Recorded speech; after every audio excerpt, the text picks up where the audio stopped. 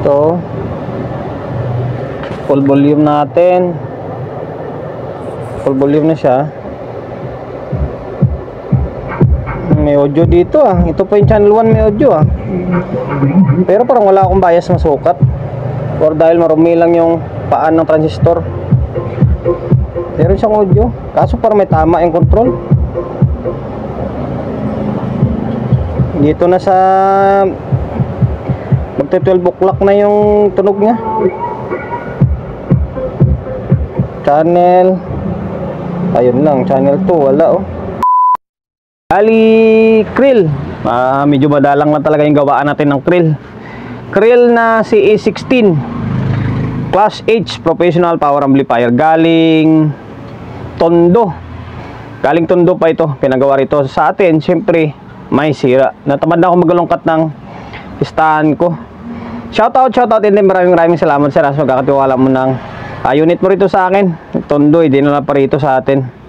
Ayan, ang issue, parang wala daw audio yung channel 1 or channel 2. Na mamaya malaman na lang natin mamaya. Kaya ito tinanggal ko na or binaklas ko na para mas mabilis yung video natin. And then nagsukat ako rito ng bias. Dito parang meron, dito parang wala. Okay? Bali ito yung mission natin for today's video. Naway magawa natin yung Krill 16 na ito. So ngayon, sabi ko nga para mas mabilis na yung video natin, lagyan natin ng kwanto, lagyan natin ng speaker and then audio source. Tingnan natin kung anong channel yung wala. Naglagay na ako ng speaker. Bali ilang speaker na kaya malawag pala yung sakit ng audio source Dalawang speaker. Ayun yung usual lang ginagamit natin. Pasensya na sa background. Okay, cellphone natin na isa yung audio source natin. Ayan. Minsan mahirap i-start up to kapag naka-bulb ka. Okay. Tayo ng tugtog. Ayan. Ito. Full volume natin. Full volume na siya. May audio dito ah. Ito pa yung channel 1, may audio ah. Pero parang wala akong bias masukat, or dahil marumi lang yung paan ng transistor. Meron siyang audio, kaso parang may tama yung control.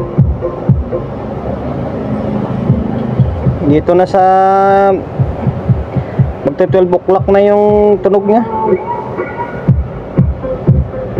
Channel, ayun lang, channel 2 wala oh. Teka lang ha, pihitin ko doon yung mga switch ha.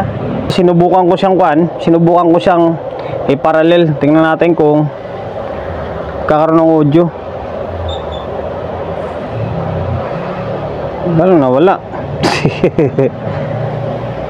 Nasira yata yung switch.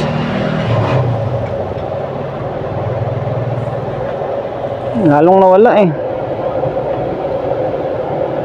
Okay. Natin sa stereo.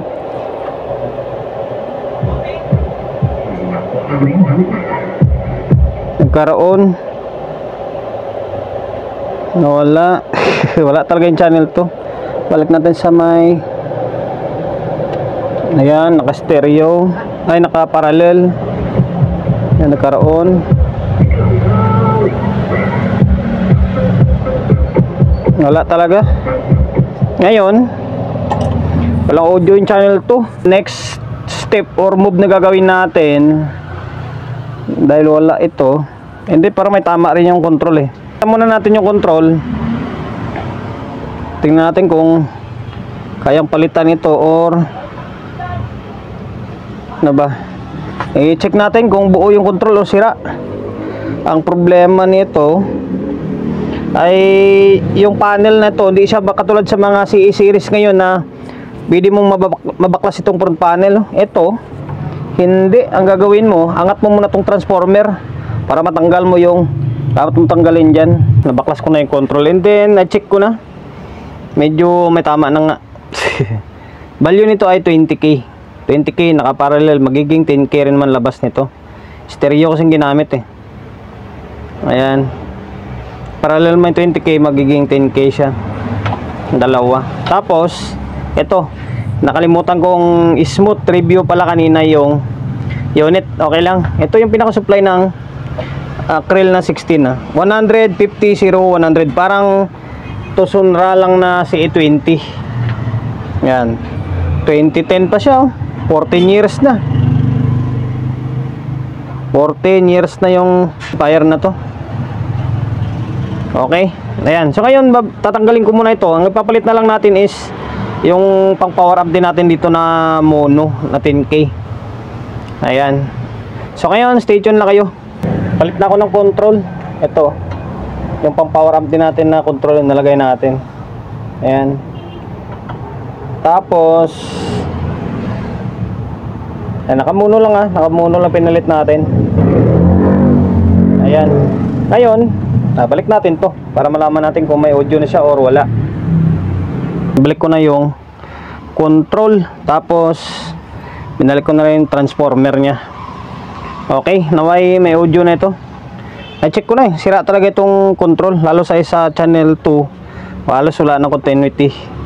Yung isa meron man, pero sumasablay-sablay na siya. Okay. Ano tayo?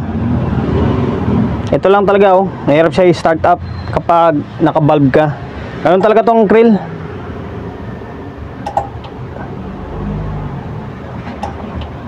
Oh, ayan. Medyo may kalamaan na talaga. Kung titingnan mo yung transformer niya, lalos na sa 14 years na yung amplifier na ito. Okay, kanina pa yung cellphone natin na yan, yung audio input natin, kanina pa nakakabit yan, and then speaker natin. Ito, channel 1. Wala kung ano yan, nakapost to. Ayan, kakaplay lang ng music pala.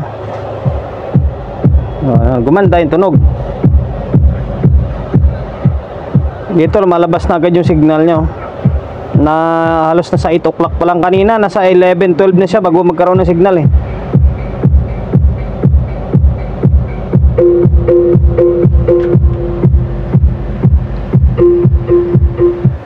Ayun, channel 2. Okay na, working na siya, oh.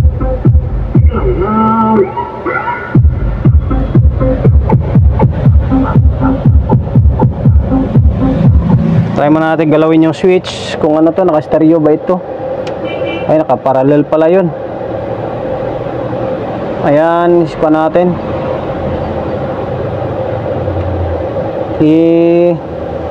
Stereo. Yan, naka-stereo mode siya. Kaya pala kanina sumasabay yung ilaw dito.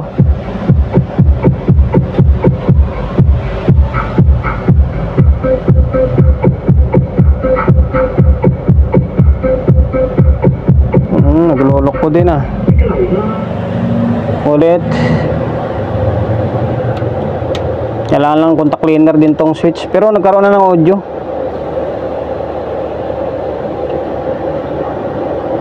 Kailangan ayusin natin yung maluwag na rin kasing input nyo. Ganon, parallel.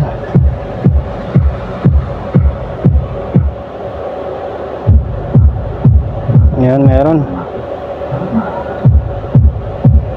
Okay na, working na siya. Ayan, oh. Ang problema, yung switch, balik ko, contact cleaner lang naman katapat niyan. Bibirahin muna natin ng contact cleaner. Saglit lang, Pero yung audio niya sa may, dito sa may control niya is naging okay na. Yung switch na lang balikan ko. Ilagay na natin ng contact cleaner yung switch. Yung ito lang sa may stereo parallel bridge niya. Kasi okay naman yung ibang mga switch niya. Okay, ang kulang na lang dito ay linis na lang. Lilinisan ko na lang ito para matapos na yung vlog natin. Ayan. Sa control okay na.